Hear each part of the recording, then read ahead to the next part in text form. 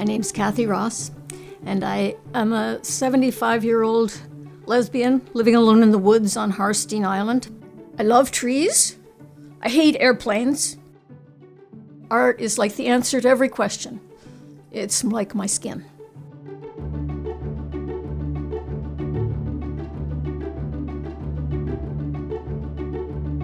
I get up at 5 because the airplanes are not awake yet, or else they're at home eating their Cheerios. So I go out into the woods and I take a hot water bottle, some tea, and I go and I sit in my thinking spot. Then I do a whole lot of writing. I'm a big writer, or sketching, or even making lists or whatever. Thinking, design. That's where all my designs come from. And then I do tin, because I do stuff in the morning that requires my brain. And tin design takes my brain because there's some engineering involved. And then in the afternoon, I'll work on other projects. I'm doing a big show at Bainbridge Island Museum of Art, and we're calling it Serious Fun. There's some serious matter in there. When I was pretty far into the island series, I made several islands, and I thought, gee, I even live on an island. Part of me aspires to being an island. It just brings up the connection, the separation. Most of the work that I do is about that. Am I separate? Am I connected? So I make stuff about connection, and I make stuff about separation. And we're always trying to figure out how to make that mix settle somehow, or how to even look at it. For years I was complaining about breasts. God, do I have to wear these things around? And finally a friend of mine said, why don't you go for top surgery? So I thought, okay, I'm gonna do that. And then of course, being as it's my life and all my life is fodder for what we call art, I had to make stuff about breasts. So I call this my Peach series. Isak Dinesen, wrote Out of Africa.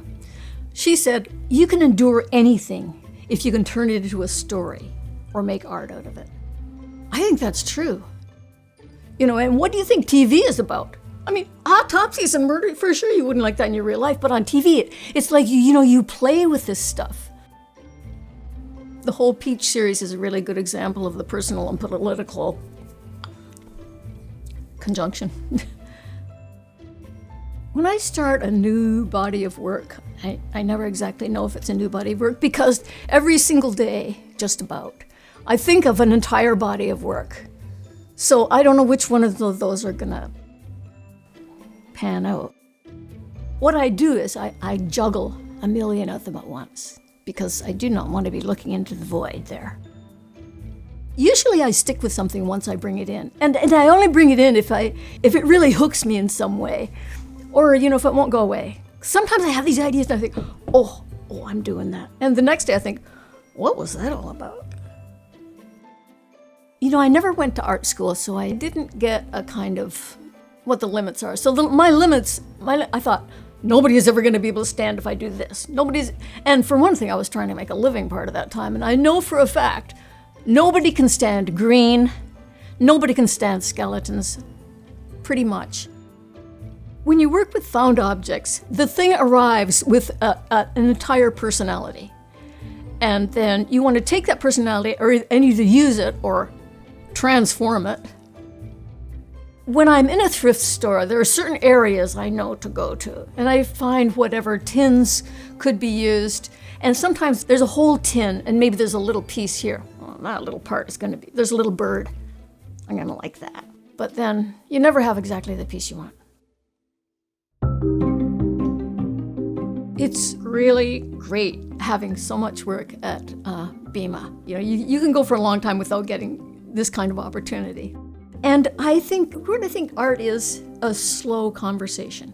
The world has its ideas and its things. So you're listening to it, then you take those ideas, you go home, you make stuff out of that, and then it needs a destination, right? So that's the other end of the conversation, is showing it. So I'm completing the conversation. Like, you would not write a letter and not send it. You don't want to make art that nobody sees. I mean, you might think you do, but really, you probably don't. I think art is a free zone. That's what I like about it. Because whatever rules people make up, they're making it up, obviously. I mean, and no matter what hoops you have to jump through to exhibit your art, which there are hoops, but still you can know that at its heart, none of those rules apply. You'll think that what you like best is not what people like best. No, your best source is what you like best. Your best source is not what is trending right now. I mean, they'll say, oh, lime green is really in this year. Excuse me, it's not. You know, what you like best is in this year.